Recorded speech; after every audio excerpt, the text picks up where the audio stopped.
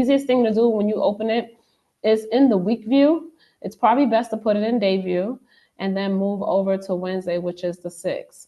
Once you open this and drop down here, all of this information that's listed here is literally inside of the attachment. It's just a duplicate, so that way if something fails, we always have a backup somewhere. And on top of that, Montgomery County has access to this plan book on purpose.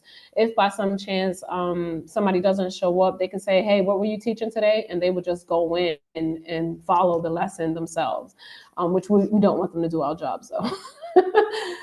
So that's how you get here. And then at the very bottom where it says attachment, unit life skills, lesson, apartment hunting. So if it says lesson, then of course it's the lesson completely spelled out for you. But if it says presentation, then it's the presentation that you're going to be showing to the class.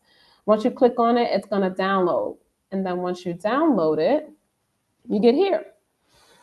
And then this is where we're talking about with the note to instructor. This is just background information for those of us who have never had to go, let's say, go get an apartment in the first place. These are key elements to focus on. Then when you get to apartment hunting, you got the lesson overview, the objectives, student will be able to lesson questions, vocabulary. We don't necessarily expect you to ask the kids, hey, can you spell apartment? But more so use this language when you're teaching, so that way it's not foreign to them when they go see an application or they say, hey, what is a lease, that kind of thing. And don't forget to do simple things like that to explain what a lease is, because we are talking to middle school students. And sometimes I think as adults, we can easily skip over just the simplest things. The answer key here is the answer key for the lesson question. So Mac, I'm sure you're familiar with this part here, but this is the answer key here. It's also listed on the other page as well.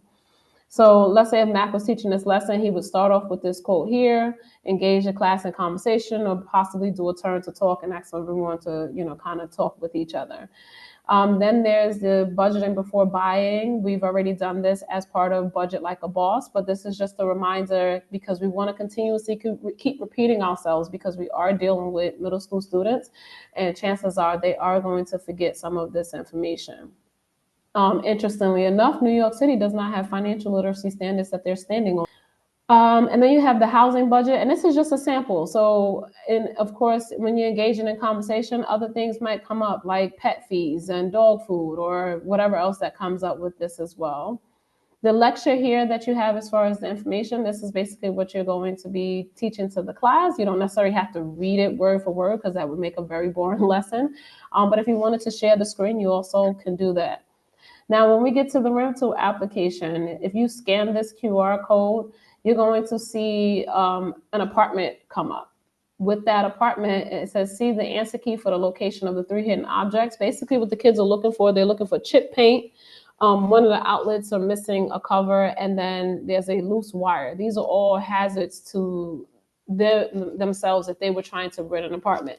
The reason why we're going through this is because I have literally taken some youth workers on field trips to inspect apartments and tell them what they need to be looking for when they're actually going to look for their first apartment, and anything that they need to bring to the landlord's attention. Because you'd be surprised how many people try to get over on young people when they know it's their first time getting an apartment, and especially because they're so excited. So they're so excited that they look over some of this information.